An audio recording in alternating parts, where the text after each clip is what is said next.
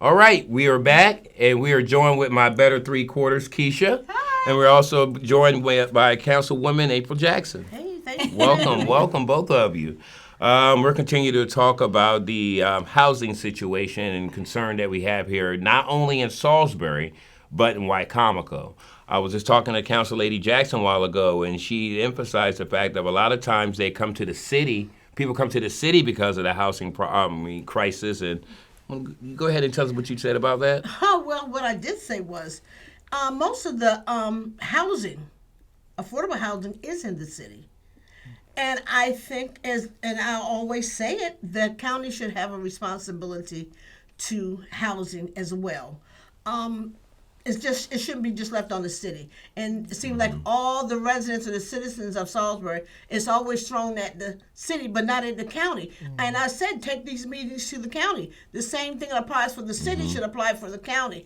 Housing is housing, and they have more space than we do. The county is much larger than the city of Salisbury. Right. So you have more room to vitalize and utilize your communities that we do have, and put housing there. Thank you. Now, how many subsidized areas is there outside of city limits right now? I only know of probably one or two places, and that would be Westbrook Commons, and I think they're tax credit properties, and East Road Apartments. I don't know if they call it West Road or East Road. It's on the East Road. I think it's East Road Apartments. Apartments, and I think they are somewhat subsidized. They may as well be a tax credit apartment, but if you have Section 8, you can get in them. It's easier for you to get in them if you have Section 8 too. Yeah. Interesting. I know Bishop Dickerson and I have been talking about here lately about maybe going down Nanticoke Road with some of the housing, like you have Poplar Hill out there that hasn't been utilized. And, you can only put so much in the city limits. And we're not talking about putting people out there that don't have jobs or anything. We just need people to have more, of an opportunity to and be able to afford where they're living at. Well, the ones that are on Stone Grove, that are on Booth Street, where the old Booth Street Projects used to be. Oh, yeah, they're pretty. They were supposed to build two parts to that. But the government said no. Move it out there on Merritt Mill Road. Because, for one thing, everybody doesn't want to live here, and all federally funded housing shouldn't be in the same communities. So that's how that got out there.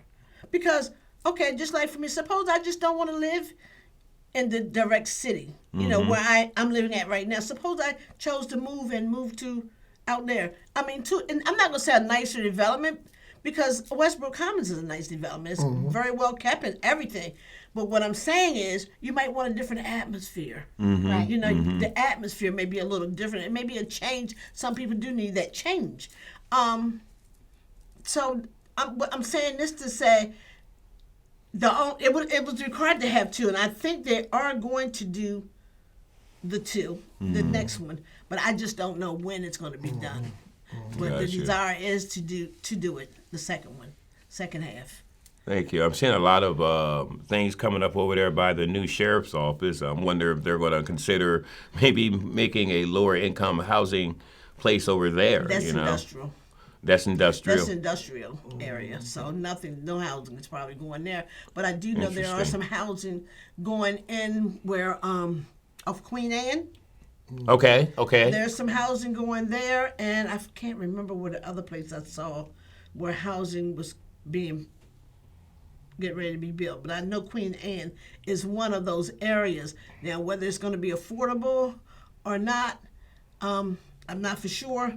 But I can remember one time my father said to our church, because we owned a lot of that land beyond our church, he said, why don't y'all build houses for people, affordable housing for people?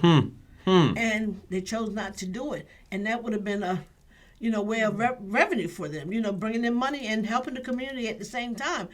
And that's what we have to get a mindset for. We need to be able to help. To me, it's like we're doing more hindrance than we are doing the help. And those two H's, you have to get rid of one and use the other one. And that's help. Stop. We stabilize everything. We don't come together on anything. And I think the government of this particular city and of this county should be working together for the better good of our community. This homelessness is exhausting. It's hurtful to see so many people in that little, what they call the Barry. It is so hard. It's heartless that we allow people to live like this, and know some people will probably say, well, we're not allowing them to live like this. Yes, you are, when we can do better by them. Wow. You can't even rent a house, apartment. It's enormous. We don't even make that kind of money around here. Wow. The money's not being made. Right. This sounds like definitely what Bishop was just saying a few minutes ago. Let me ask you this question, Council Lady Jackson. The old mall lot, is that city? That's considered city, correct? Have you heard of any plans to do anything with that? Well, they came in and the people who wanted to do it wanted a TIF. And we're totally against that TIF. I know I was totally against it because I don't know if it would regulate anything or anything would transpire from it. But years ago, they were going to put some affordable housing out there, and the people from the community didn't want it because it would bring down their value of their homes. Wow. Yeah. They were going to. And they said we'd bring down the value. And this is what I'm saying. You complain Wow. about the homeless. Wow. Yes. Did not know that. Yeah, you complain about the homelessness, but you're doing nothing to help it. Wow. I can say out of 100%, I know 90% do not want to be homeless. Of the homeless, they choose not to be homeless. But like you said, what can you do if your money is not compatible with the rent? Right. It takes more than one person to pay the rent. It takes 3 people actually to pay bills in a house. And they have to have great, I'm serious. They have to have great jobs. And I had to come to the realization that I had to learn how to become not only stable, but have my mindset to where I had to make sure my money, stop overspending, stop. I had to make some changes in my life where I'm a shopper. I love to shop. I do. I love to shop. I had to stop it. I had to actually. I was going to the grocery store every day of the week. I was going clothes shopping 2 and 3 times a week, and I had to realize, look, you got to learn how to budget. You got to learn how to make things work for you. And some of the things that you have in your home or your apartment, you need to, like cable and all that stuff, downsize some things. I had to learn how to do that, and I'm doing it more and more and more because you don't have any reserve. Right. There is no money left over. I mean, apartments, 1-bedroom apartments are $1,000 a month. How is a single person gonna be able to afford that? You're just working to pay somebody else. Unfortunately, my son, I put him in, he went and was living over there on Beekland Park in one of the apartments over there. $1,000 a month. He had to come back home. He was single, He didn't have anybody living with him to help him out. He was trying. And I'm like, okay, well, you had no choice but to come back home. It's hard out there. And then they make it even harder on fathers who have gone to prison and have felonies. Wow. Okay? This is something that needs to stop too. We need to do a better job with this. And I remember telling Bishop this long time ago when we had a Wycomico County Partners and Families at Reverend Anna Cathedral of Love. It's been some years ago. And I said, how do we expect for the fathers to be in the children's life when they can't be around them like anything?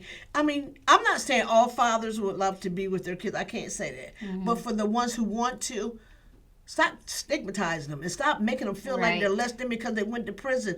Give them a chance. Right. People are apt to change. I changed. Right. We've all made some changes. Still God's child. Yes. No matter what. So because they have a felony, you can't live in a subsidized house at all. Wow. Can't go on the lease. I'm not gonna say they can't live in there, Wow. but you won't go on that lease. And if you're caught in there, or even if you're caught using that address, the person who the lease owner is, they're gonna get put out. Yeah. Wow. Yeah.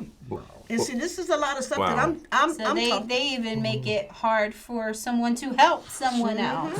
I don't think that's fair, but unfortunately, that's where we're living right now. These times are hard on everyone. Yeah, it is. Well, And we're, it's a shame. It's well, a we're damn gonna have disgrace. to come to a point where if we don't do anything, then we're going to get kickback. Seriously, people not being able to afford housing, but having to have to take care of their family. Then what happens? Right. You know, if we don't do anything now, there's going to be some repercussions later. When we come back from break, we're going to chop it up a little bit more about this because I think this is so interesting. I wanted to hear your point of view. When we come back, I want to interact a little bit because I know there's a vision that was put in the mind of the bishop here, and it just seems like we're all having the same mindset. So we'll be back in a few minutes.